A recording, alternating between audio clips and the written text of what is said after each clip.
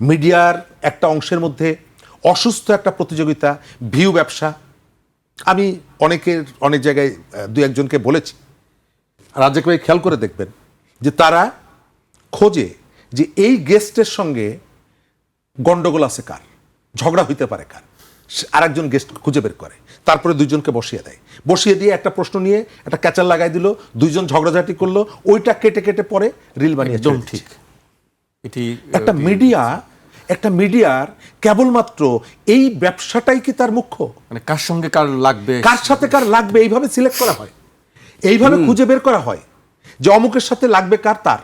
কিন্তু এর মধ্যে আবার দেখবেন মোটামুটি শান্ত যারা হয়তো ঝগড়া করতে চায় না, তাদের আবার আলোচনা আগ্রহী না আর কি, তাদেরকে নিয়ে আসার অন্যদেরকে। কিন্তু এই জায়গা থেকে আমাদেরকে বের হতে হবে।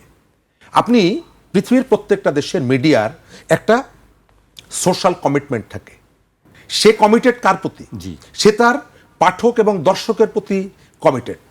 কিন্তু আমার এখানে যেটা দেখা যাচ্ছে, আমাদের কমিটমেন্টগুলো মূলত সরকারের প্রতি, পুলিশের প্রতি, আইন শৃঙ্খলা বাহিনীর প্রতি,